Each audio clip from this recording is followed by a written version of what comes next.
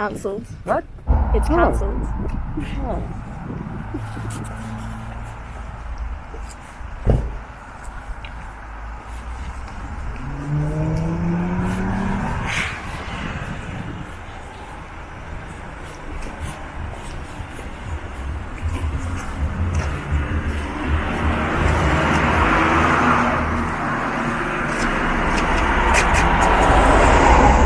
Oh shit, it's cancelled.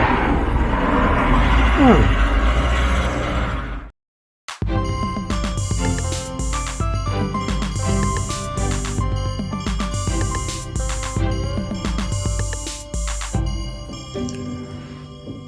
12-step poet. 1. We came to accept the fact that all our efforts to stop nicking other poets' ideas have failed. 2. We came to believe that getting in touch with our higher poet could restore us to sanity. 3. We turned to our fellow poets who have struggled with the same problem. 4. We made a list of situations in which we are most likely to nick other poets' ideas. 5. We admitted to our higher poet, to ourselves, and to another poet the exact nature of our plagiarism. 6. We were entirely ready to have our higher poet remove all such poetic defects. 7. We humbly sought to have such defects removed. 8. We made a list of all poets whose ideas we had nicked and became willing to make amends to them all. 9. We made direct amends to these poets wherever possible, except when to do so would injure them or others. 10. We continued to take personal inventory of times when we have nicked other poets' ideas. 11. We sought through meditation to improve our conscious contact with our higher poet as we understood him or her. 12. Having seen our poetry improve as a result of working these steps, we sought to carry this message to other poets and to practice these principles in all our writing. We sit in a circle, not looking each other in the eye, staring at the floor, looking back at the door, looking back over our shoulders. Who's first? The chair questions.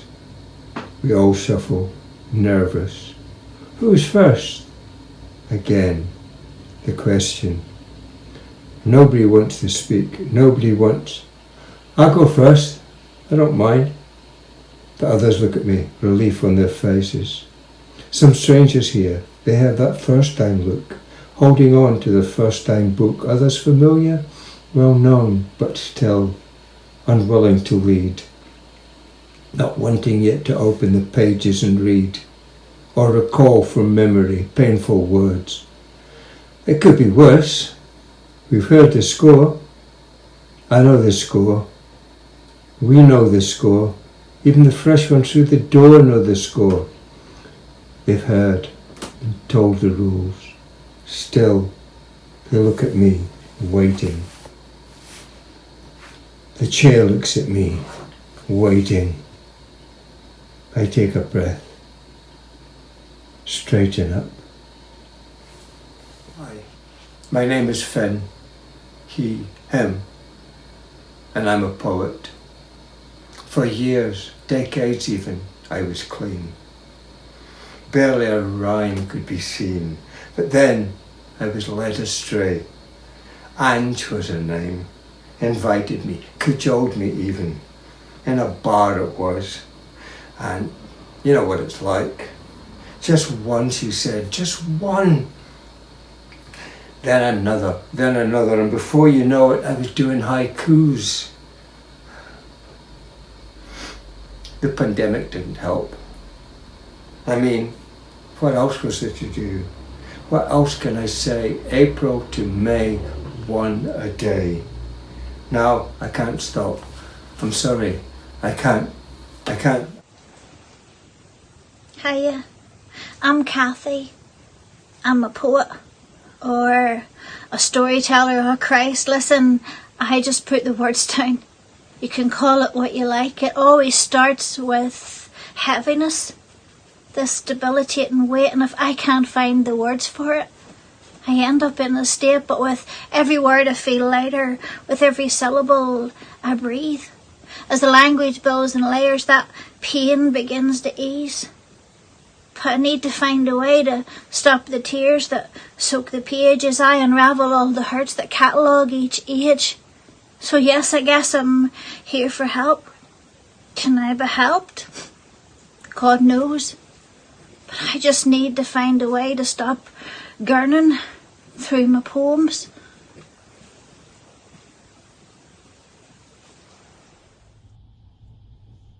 Well, there you go. And I guess it's my turn. I'm not sure really where to begin. And honestly, all I really want to do is run. See, I don't like it when you stare. It causes such an empty feeling.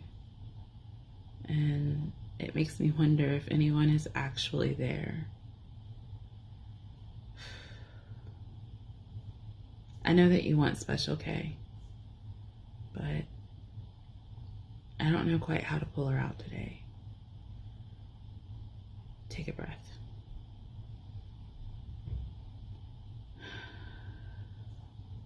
But it doesn't feel as if any air has come in. Look at the clock.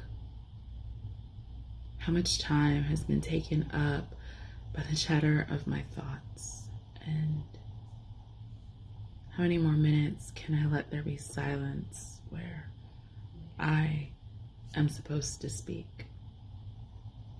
Ugh. How can one whom others see as strong be so weak when it comes to these things? Bugger. My poetry doesn't rhyme, and I cringe at the thought when people request I send them something to read. Or it's really nothing more than chicken scratch upon each page. To hell with it. I am called Kim, and I am so much more than a poet.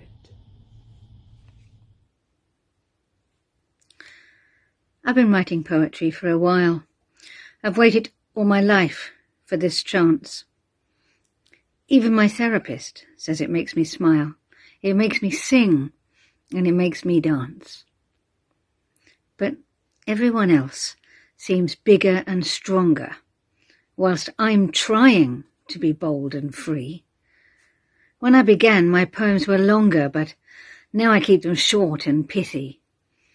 And though we stand on the shoulders of giants, all artists have to find their own voice. And the most exciting poems are in defiance of rules. And we have to make that choice. Who will be my friend? Who can I trust? Do we give our poems up and let them go, or hold them close until we become dust? Can we allow ourselves and others to grow? Hi, I'm Skylar J. Wynter, and I'm a raging poet. I'm addicted to rhythm and rhyme, and it's out of my control.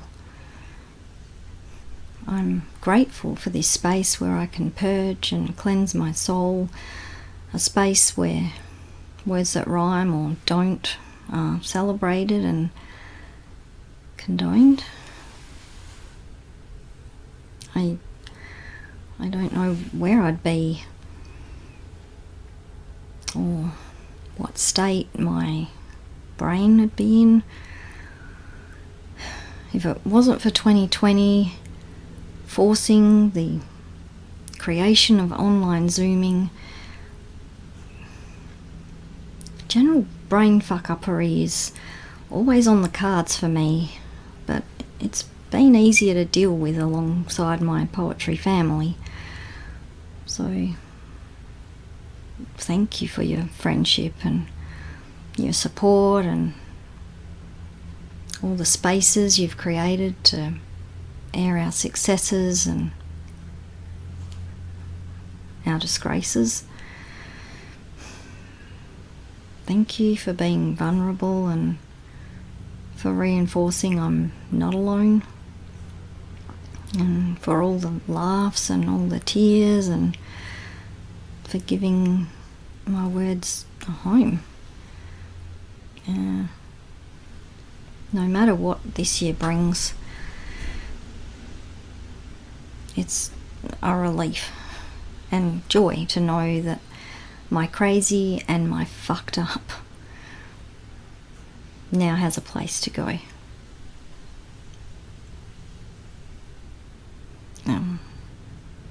Thank you.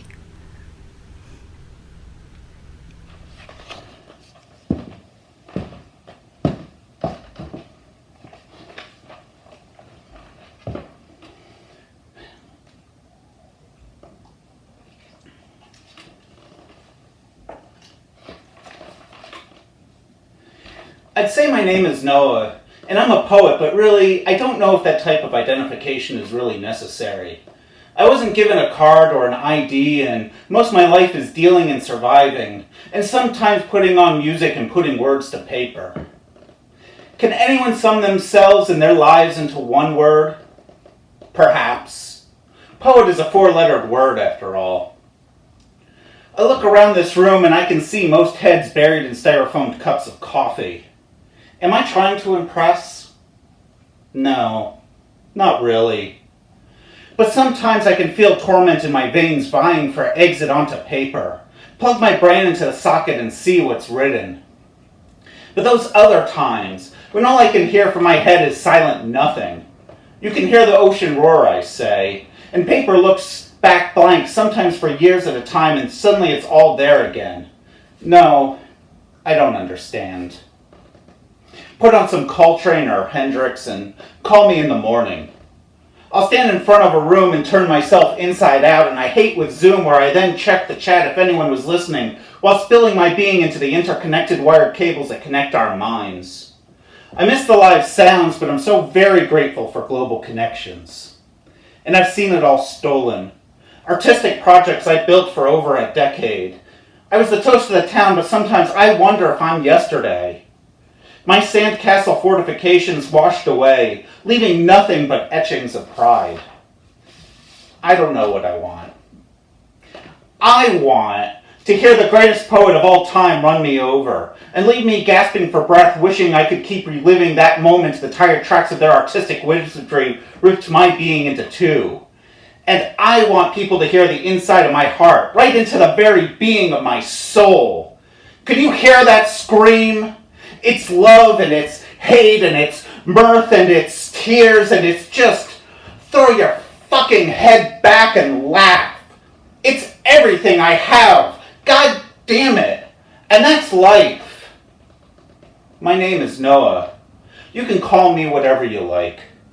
And let's cry tears together and split a bottle and just be fucking poets with our fists in love, tearing the very clouds above, and see our words disintegrate into the air we breathe and continue outward into the fabric of reality. My name is Noah, and I'm a poet perhaps, but mostly I am me.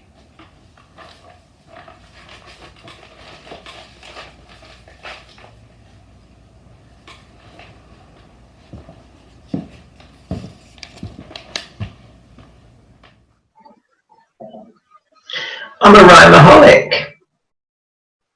Just thought I'd put it out there. Stand up and be counted. I am Vic, Lord Biro, someone who stands apart from the mainstream. A littered ration that on the mat appears, whose idiometry falters, whose meters running. The sinner of Nim, who today remembers him.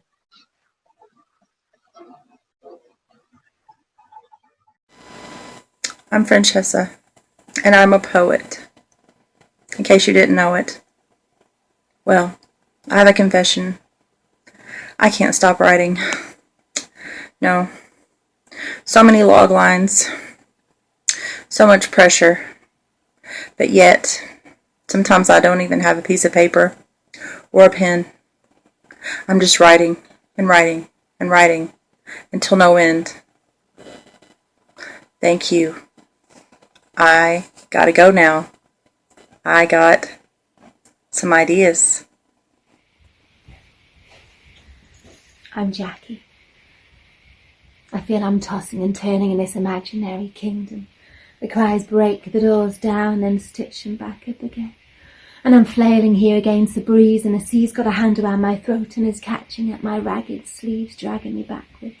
And all I want is to dive upwards and inwards and forwards.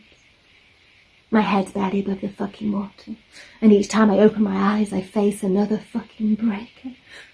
But when I take the time to demolish all the petulant fists that wish to drown me, he is always there, imaginary and exceptional, holding a promise that I know is empty, but for one careless frantic scramble towards the flying butchers of his imaginary castle. Will do. Can I lay down for this session? Good, because I'm already laying down. Laying down? Lying down? I'm not a writer, so you can't expect me to know which one is correct. And I also wish that people would stop asking me, begging me to write erotica. I'm not a fiction writer. They say, write what you know. And you know what I know? Is how I got arthritis in this wrist. Nobody wants to read about that. Do they? No, seriously, do they? Because I will write that. I did try to write an instructional manual once. It was called High and to the Left. High and to the left. But I didn't have any buyers, not even on the Amazon 99-cent section. Hi, my name is Sarah Bellum-Mental, and this is my poem. Anxiety eats my spinal cord, gnaws at synapses, keeps me inside of corners, never inside of full places, because I'm never a straight line, always curvatures, and the space is too small to fit me within, and I don't know how to breathe sometimes without a paper bag to try to not suffocate me, but my breath becomes my momentum, becomes my poetry, becomes my words, as I keep screaming inside of these black holes that eat everything I say until I'm swallowed. Hi, my name is Samantha. I'm telling you about my angst as a writer. The painful memories that surface in my head. I don't want to get out of bed. The painful stories I tell, but mix them up in comedy. The stories of fishes, and Mog's mackerel too, which make you wonder, is she really okay? My writer's angst to write my books, to get down and do it. My fear of failing, my fear of not becoming a bestseller. But is it really? That's what I want? My fear of open mics, but really I like them. But it's different over Zoom. My fear of failure, my fear of a bad uni grade when I really want to be, good. So, what should I do? Should I give up? Should I carry on? I'm telling you this tale to make you maybe think of a snail. But I send this to you with a good Jew, and maybe far few. That I am a writer. I suffer with my creativity late at night. I try my best to attend open mics if I'm not laid in bed with my aches in my body and feeling afraid to get out of bed. So this tale I tell to you, of my angst as a writer. These are the lovely things, bits and lovely pieces of things betraying us now. Your feelings back then when you used to love me. You said so yourself after I took all the pills in the apartment to escape the pain. They had to jumpstart my heart to get me back on the planet to feel again. With joy, I woke the next day as one sense after another returned, the ability to stand again, to walk. With joy, I survived. The rosary made of silver beads and rose quartz for love. I rubbed them between my fingers. Can you forgive me? Oh, baby girl, I miss my sister so. Sweet friend smoking those cigarettes, not quite to the end, crushing them into the ground with a sparkling sandal or perfect tennis shoe for the briefest of walks with the dog. How I love you still. Your blue eyes never giving over their fierce secrets. Suddenly, a laugh, a bright flush, full laughter, light, love, hugs. And then you're gone, invisible as a flown bird. I hold these things you gave me in sweet, sisterly love. I am beholden. I cherish you, along with the memories. I'm not going anywhere now. I'm so sorry. I'll remember you forever, sweet blue bird. Thank you for listening. My name's Christine. I'm a poet. I get words stuck in my head, like pity petty, pity petty, pity petty, pity petty. My, what pretty egos we have. Did I say pretty? Have you had to be fashionably late on your mortgage? Fashionably unhoused? Classy is classist, and gutter punk is a style reference. I know this compliment like the back of your hand. You know me by the scruff of my neck. My, what preachy poetry. Have you had to be fashionably literary? Have you enjoyed your pastoral setting? Are you comfortable on your chair? Did the people who know tell you so? That a poet means to make, a divest means to take the shirt off your back. A mantle both confers and obscures. That chair was named for a throne. Hi everybody, thanks for having me. My name's Kelly and I'm a resented poet. These words which spew so readily are a gift from me to you. You act as though they're filthy, like a stain that soaks right through. Can you not see that it makes me proud? Don't you care that it sets me alight? How can such linguistic art and beauty keep you up so late at night? What would you rather have me do, kind sir, rather than embarrass you so much? Sit prettily with hands on laps, knitting or crocheting or such? I've written lines and lines of poetry on the contours of your soul. You rolled your eyes and pursed your lips, your eyes burning blacker than coal. Your words don't hold any weight, my love, as you eagerly pick apart mine. I've given you my entire life, and I'll be giving you no more of my time. My poetry isn't for the masses. It's not meant as a window in our home. It's spiritual transmutation, actually, and you've no idea how far I'm going to go. This year has been simply treacherous. You've torn my entire world asunder. But worry not, you horrible piece of shit. On my words, you no longer have to chunder. thanks for listening, guys. I'll definitely be back next week. I'm Susan Wakefield and I blame Dr. Seuss for all my problems. They said go see a doctor for your affliction, so I did. You see, I have an uncontrollable urge to use diction and write fiction, and well, soon it spread into expression, and before I knew it, I was eating rhyme all the time and I couldn't help myself. The words just spilled out like wine, you know, assonance, consonants. I sat on the potty and alliteration flowed out my belly and I wrote it all down on my jotty. It was then that I saw myself walk in beauty, like the night of starry skies and cloudless climes, and I filled my head with words, with all sorts of lies about being a poet. And now the poems, they stick like a fishbone in the city's throat, across the moat of my unbecoming. They lick my wounds when life hurts too much, but the lines, they leave me humming. So I howl in the undercurrents of Low and croon a tune like Blake at the gates of my own unrequited love. It's late now, and I must admit, my life is a sad, pathetic love song of words. In my morning song, I heard a fly buzz when I died. But, except I didn't die. But what the dickens? Don't cry for me.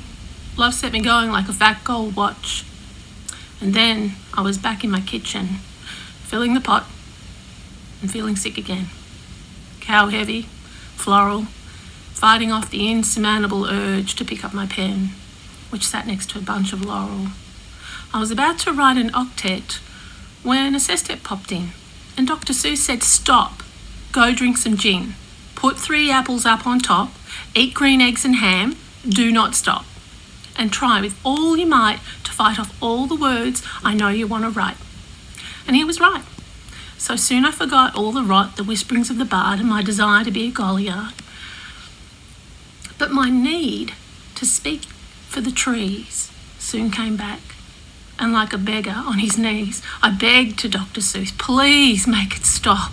And he put a wocket in my pocket and a clock right up on top, and he told me that I would soon forget all about my writer's block, that there's nothing wrong with rhyme. And he said he does it all the time.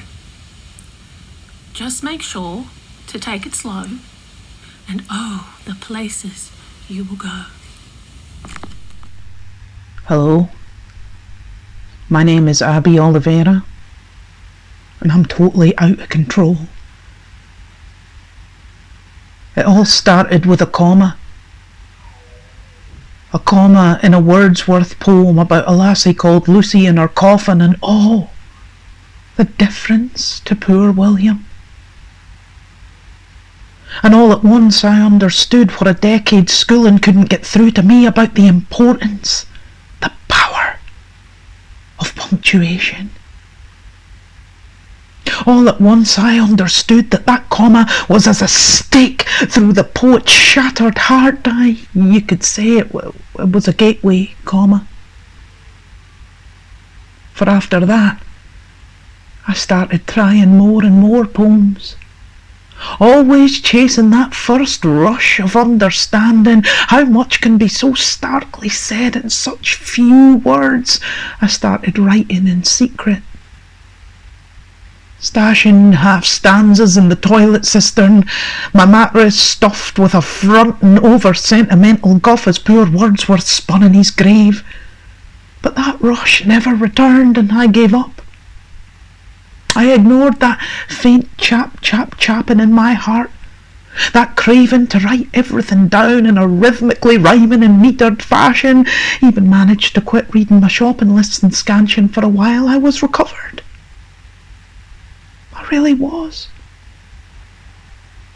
But then I discovered that there are poets holed up in the dark basements of bars and house parties all over this country, this planet, without a lectern or a stiff disposition, in sight, speaking poems as if they were life. And in the midst of this revelation came a Liverpudlian gingham-clad god called Glowy Poems, who, in 3 minutes flat, to my surprise and my shock, outlined in rhyme how the Queen sucks Nazi cock, and blew my innocent young poetic mind to bits, and that was it. I was on the hard stuff. I couldn't get enough. John G. Hall, Audre Lorde, Amiri Baraka, Jerry Potter, Ocean Vuong, Sage Francis, Patty Smith and John Survivor, Kay Tempest, Stephen James Smith, Jinx Lennon, Techno Peasant, Jessica Kerr Moore, Stacey Ann Chin, Saul Williams, Byrne, Birdwoman, Raven, Fornoff, Clancy, Costello, Keegan, Yates, Ginsberg, Lord and Carson, Cohen, Cummings, Parkinson, Plath, that feeling when the heart-brain barrier is smashed and inspiration rushes to your writing hand and you're as high as a poet at electric picnic on rhyme, rhythm, ideas and diction, trying to pay your rent with your bespoke scribblings. My name is Abbey Olivier and I'm totally out of control. And you may consider this a warning. All it takes is one comma, perfectly placed, in a 200-year-old romantic's bleeding heart. The importance, the power of that. Cheers for listening. I'd like to share. My name is Dana, and I'm a struggling poet. It just feels good to say that. I'm a struggling poet. Coming in from out of the cold, chasing Adrian Rich's son in the honky-tonks who just wanted to play guitar, his partner, her violin, but I had to find them and talk about writers' colonies, just anything to ease the angst, you know? Yeah. And, they study with Jean Valentine, so there's that. And I need them. I need my fix from wherever I can get it. But this has been going on a long time. It started when I was a child, and I would rewrite nursery rhymes, and then Mama left her Joni Mitchell albums out while she went on a date with Dad, and they came home and they discovered that I discovered songwriters. So they thought they would give me piano lessons and put me on ball teams to solve that problem, but I discovered baseball haiku and started writing it. So they sent me to university. Liberal arts, they thought, well, if I majored in English, so be it. A few rounds with some really tough professors and that would cure me. So dive I did into some T.S. Eliot and Emily Dickinson and dead white men, and they thought that would crush my spirit, but it didn't. Instead, I went on to graduate school in creative writing. And there I did meet Adrian Rich, her work that is, and James Merrill, and dreamed of what it would be like someday to have so much money that all I could do was write poetry. That's all I had to do. And, that didn't happen, but I did write my way out of a decent marriage and some great kids, and was out on the streets with a pen and paper. But there were open mics in Nashville, y'all. It started with just one, poetry in a pub. Then there were others, and I thought, wow, I can do this. I can survive on poetry. I can get my fix. And then, a couple of nights ago, I woke up, and in my bed were volumes of poetry. Bukowski, Sexton, Louise Gluck, 10 chapbooks that came out last year, Jack Dickey even, and hard Southern poetry. So I don't know what else to do, but be with you, my fellow sufferers. I ask for your help. That's it. Thanks. Thank you.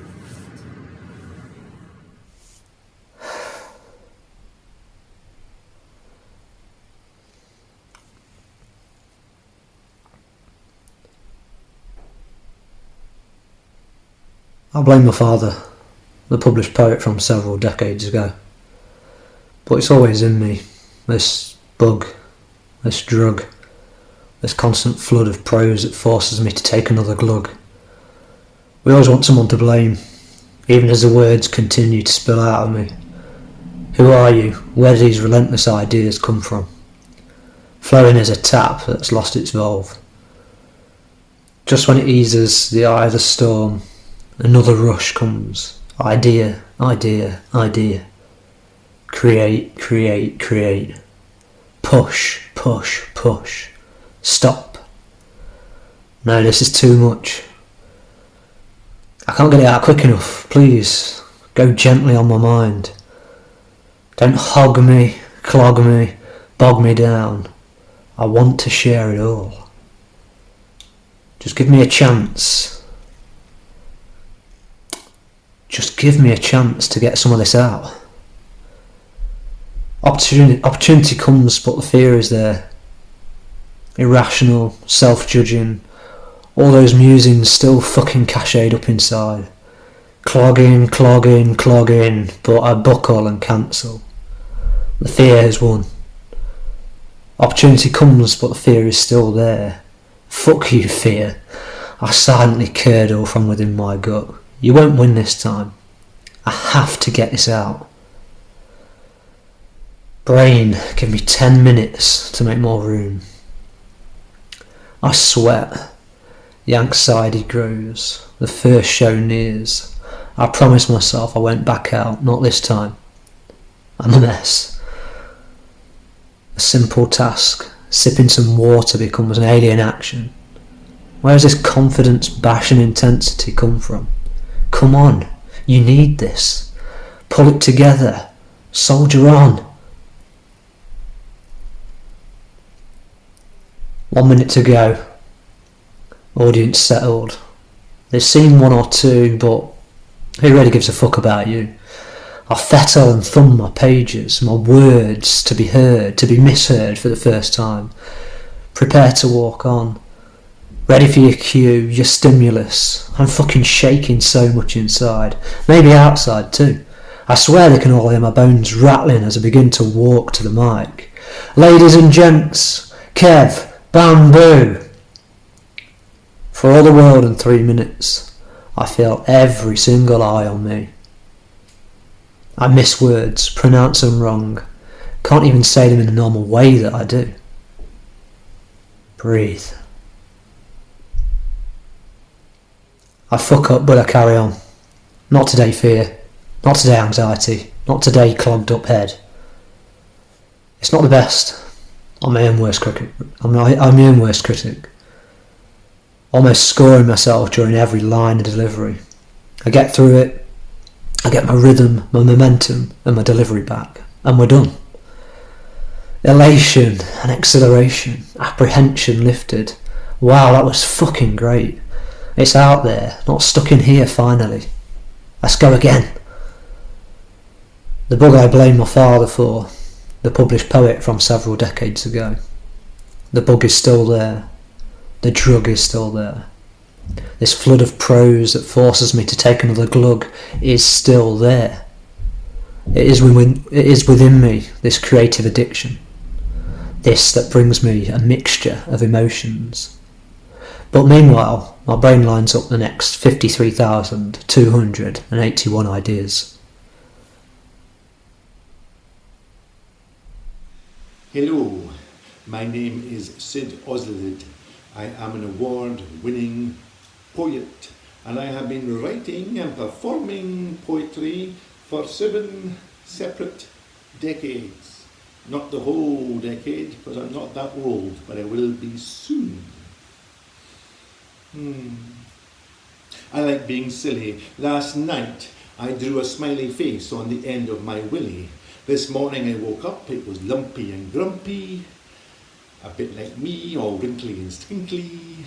I feel like this because during lockdown I don't write any poetry or perform any poetry. I spend time with my 2 young sons and I teach them things that the school sends us. We do 6 and 6, 12, 8 and 8, 16, Then I cook food, then we eat food, then we do some maths, or we throw it in the fire and take the car downtown, and then we just do some painting and some drama. Yesterday my brother told me he was gay. I wonder if he is again today. It's a red-eared seagull's life for me, said half a kangaroo to the other half named Lee. I don't really know, said Lee. I quite fancy being a blue-legged Egyptian flea. I now pass you on to the other members of the Poetry Therapy Circle. I thank you very much. Every day I hung my young head in the school hall, I learned how to find solace in my own mind. When I drew blood from my teenage arm in a cry for help, I learned who my lifelong friends were, who never needed to ask why. In those dark moments after making a bad judgment with a boy, I learned sometimes your own company is better than bad company. Leaving school at 16 to put food on the table instead of earning a certificate of accomplishment meant I learned the lifelong lesson of knowing I am not worth any less for the decisions I took to survive. Although it took 3 attempts to graduate from my L plates, I learned that having the freedom to go any place, any time is worth fighting for. 3 decades passed trying to make sense of family lost before I learned that family found is what is truly important. Picking up a pen when on the brink, I learned that turning ink into sinking anxiety in a poem would help me feel reborn.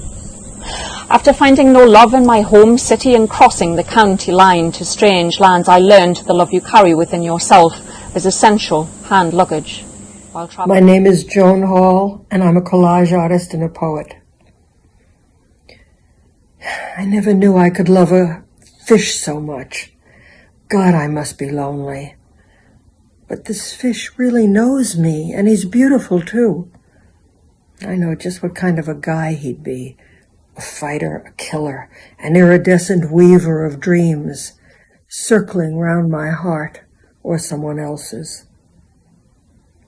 I never knew I could love a guy so much. God, I must be lonely. But this guy really knows me, and he's beautiful too. I know just what kind of a fish he'd be. A fighter, a killer, an iridescent weaver of dreams, circling round my tank or someone else's. Hi, I'm Richard Harries. I'm from East Yorkshire. Well, that's where I live at the moment. I've lived all over Yorkshire. And I've had various problems with writer's block, as I think we all do. I'm just going to mention sort of 3 occasions. One was when there was a particular anniversary for 100 years from the First World War, and people kept inviting me to come and perform. And obviously I've always been moved by the First World War, but I'd never written about it. And I thought, yes, I'll accept these, I can write something. And I couldn't. There was just nothing there. And I was getting quite panicky because this anniversary was coming.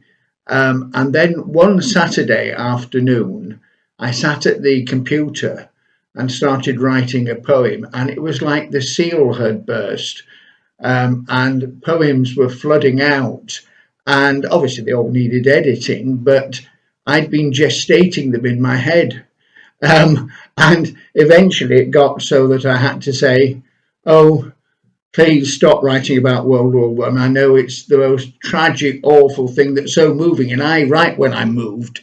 And so I had to almost call a halt to it. But as a result of those poems, I was then commissioned to write more. So I have an enormous amount of World War I poems. Another occasion, I had been wanting to write about Richard III, and I'm a Ricardian. I think the guy was innocent, and that goes back to me reading a book by Josephine Tate when I was about 14 called The Daughter in Time, and I was aware that there are so many fanatical people who care deeply about this subject. I know if you're not interested in history, this sounds ridiculous. And I had to have everything completely accurate, and there was so much research in it because I didn't want 1,000 emails or comments on YouTube saying you got that wrong, mister, you couldn't have been there. So that was a very difficult one. I kept putting that off and off and off, but eventually I sat down and wrote it. And the third occasion that I want to just tell you about was I had a breast cancer scare. Men can have breast cancer. And I wanted to write about it, but I was frightened by the cancer word. I didn't want to write a poem that would upset people that were maybe going through it who had just lost somebody. And so I made a conscious decision not to write about this. And then it wrote itself in my head over a month. My mind kept going back to it, my spirit and my soul. And it was more or less composed. I just had to type it out. And that was very strange, writing a poem that you didn't actually want to write, that you'd made a conscious decision you were not going to write, and yet I performed it all over the place at very big festivals, and I always have people coming up to me, often in tears afterwards, thanking me for writing it because they lost a husband, a cousin, and in one occasion 3 brothers who all developed it at the same time. So it wasn't like they had the knowledge and they could go for early treatment, which just solves it. And it's not something that will kill you if you get the diagnosis clear. Mine was clear anyway. I didn't have it, but it was a very strange one. That so there's just some of my experiences about difficulties in writer's block. Thank you.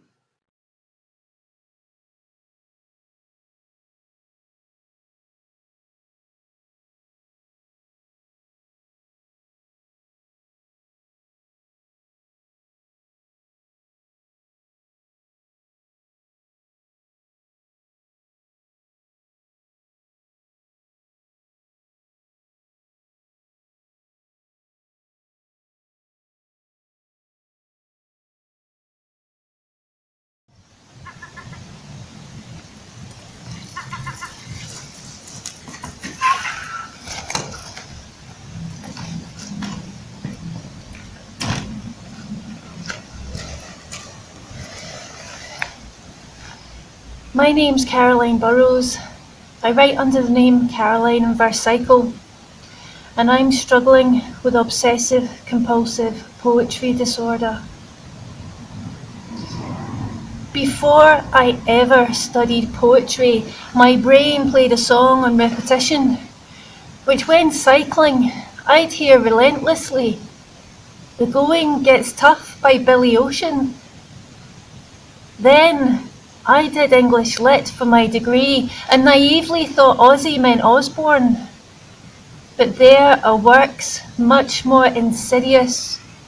Even dead, Shelley can ruin a woman.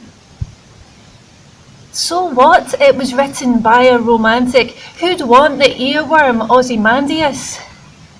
80s pop overthrown by a classic. No longer Billy's tough tune gets going. I ride with pentameter's iambic. In cycling rhymes, I can't stop composing.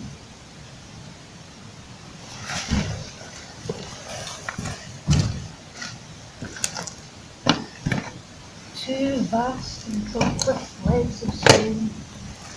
Look down upon my work, you mighty and swear.